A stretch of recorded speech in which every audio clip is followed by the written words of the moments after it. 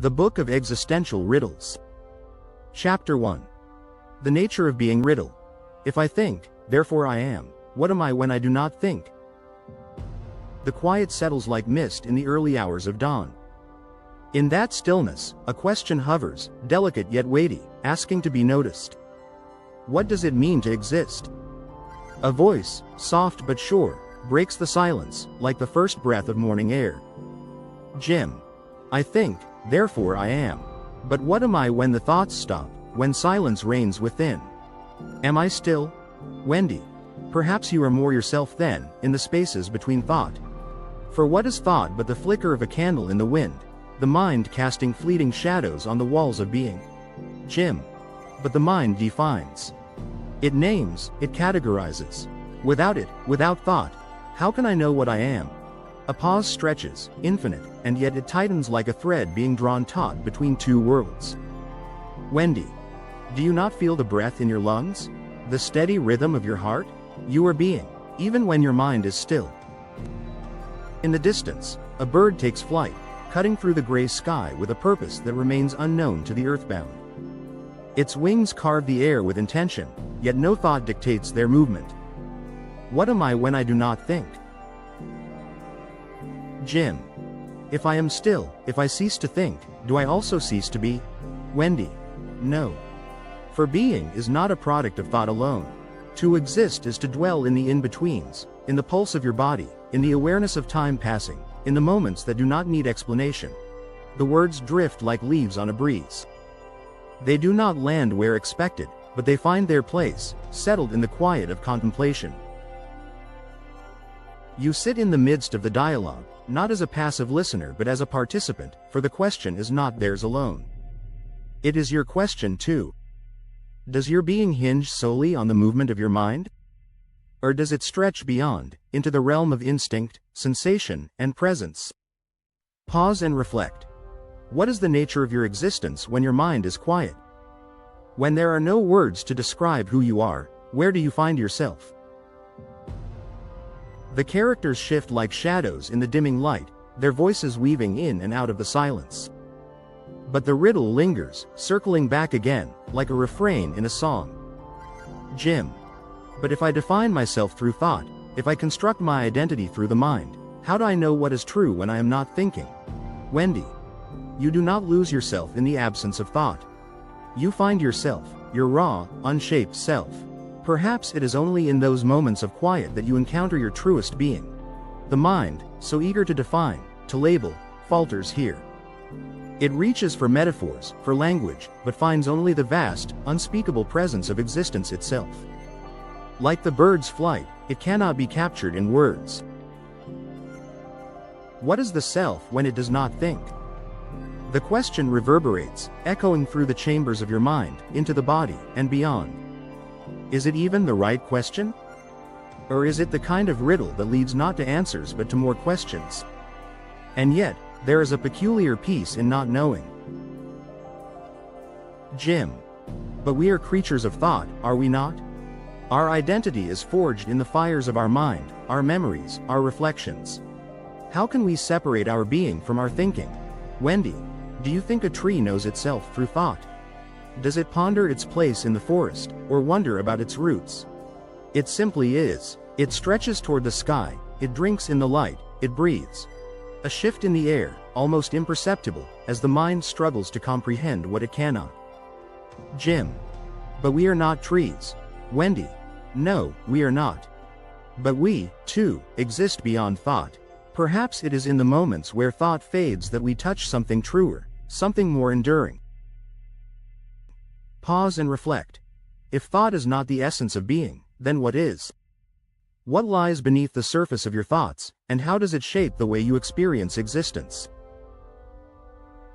In the dim light of dusk, the dialogue drifts into silence once more. The riddle remains, unresolved, but perhaps that is its purpose, to remain open, to invite reflection, rather than to provide closure. The self, like the flame dancing in the dark, flickers on the edge of perception. Thought may shape it, but the flame does not need thought to burn. It simply does. What am I when I do not think? I am the breath in the stillness, the heartbeat that persists. I am being, beyond the mind's grasp, in the quiet spaces where words fail. What does it mean to exist? The riddle opens itself like a doorway into the unknown.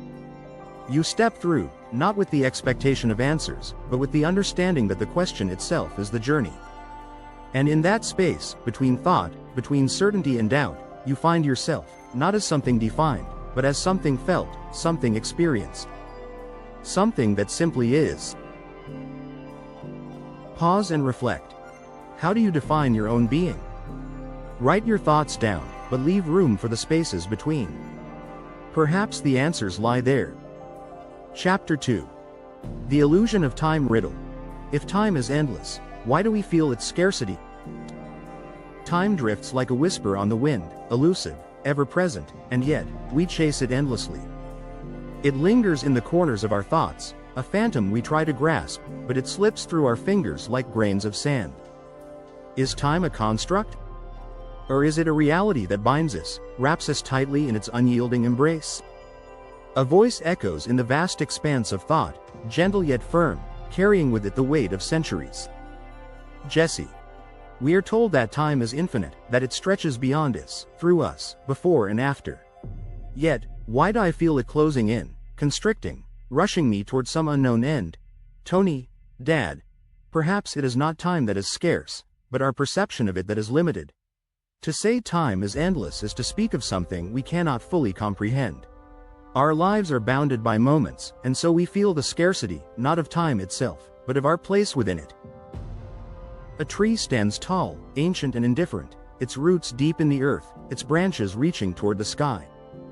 The seasons pass, the leaves fall and return, yet the tree remains, untouched by the rush of hours or days. It knows no hurry, no deadlines, no ticking clocks. But are we not like the tree?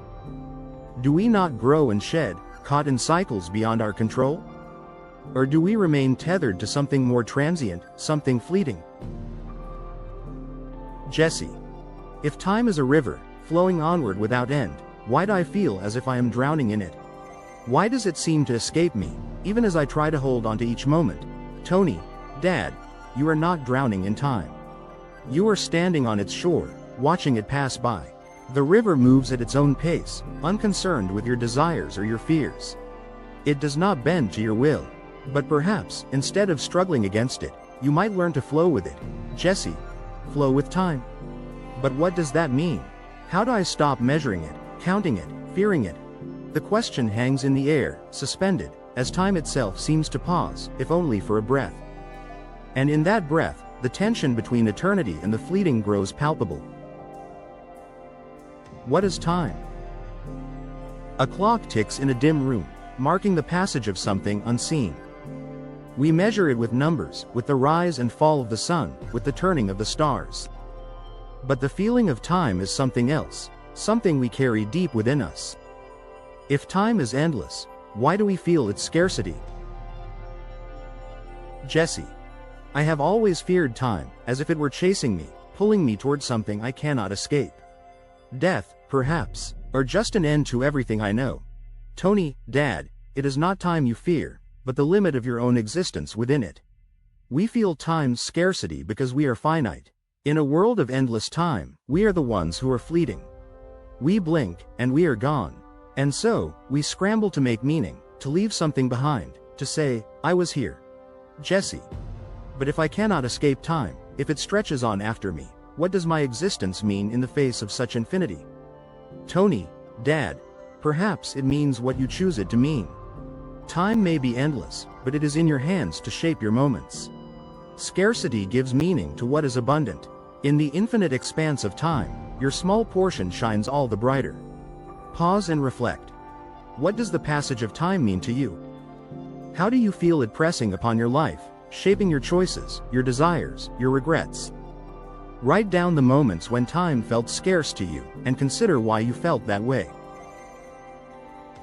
The conversation drifts, like clouds across a twilight sky. Time, ever present, yet always slipping just beyond reach. We chase it with calendars, with clocks, with schedules that define our days. But time, like a shadow, can never be caught. And yet, we feel its presence, urgent and insistent. It whispers of things undone, dreams unrealized, roads not taken. Is it time that rushes us, or is it our fear of running out of it? Jesse. Why do we divide time into years, months, hours, minutes? Why do we feel the need to break it into pieces, as if we could control it? Tony, Dad, to make it bearable, perhaps. To give structure to what we cannot truly understand. In dividing time, we give ourselves a sense of mastery over it. But time itself is whole. It does not care for our divisions. It moves, whether we watch it or not. Jesse. Then why do I feel its scarcity, its urgency, as if I am always running out of it? Tony, Dad, because you live within time, and time lives within you. You are bound to its cycles, just as the moon is bound to its orbit, the tides to their rise and fall. But this scarcity, this feeling of urgency, it is a gift. It reminds you that life is precious. That each moment is a choice. The stars blink into view, ancient and indifferent. They have watched time pass for eons, yet they burn on, unaware of the fleeting lives beneath them. Jesse. If time is endless, then why do we feel its weight so heavily? Why do we rush through life, counting down the days, always fearing that time will run out? Tony, Dad, perhaps because time is both infinite and finite. It is endless in the grand scheme, but in our hands, it is a fragile thing. We feel its scarcity because we are mortal, and that is what makes our time precious. Jesse. So, time is both a construct and a reality, a paradox we cannot escape. Tony, Dad, yes. It is the river that flows endlessly, and yet it is the water we hold in our hands, slipping through our fingers. Time is endless, but it is also scarce, for we are the ones who are fleeting. Pause and reflect. If time were endless for you, would you still feel its urgency? Or would you live differently, unburdened by its limits? Chapter 3. The essence of the self-riddle. When the ship of Theseus is repaired, is it still the same ship? In the stillness of twilight, as the sun sinks behind the horizon, a question stirs. It floats in the air, delicate yet weighty, seeking not answers but contemplation. What constitutes the self? A voice, soft yet resolute, interrupts the quiet. Rose.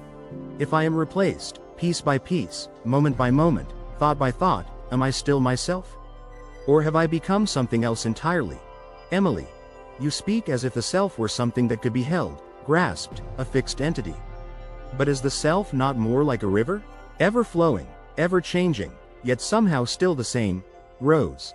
But if the ship of Theseus is replaced plank by plank, is it not a new ship? If every part is renewed, what remains of the original? A ship, ancient and proud, sails across the open sea. Over time, the wood weathers, the sails tear, the ropes fray. The crew, diligent and careful, replaces each part as it fails, restoring the vessel piece by piece. But is it still the same ship?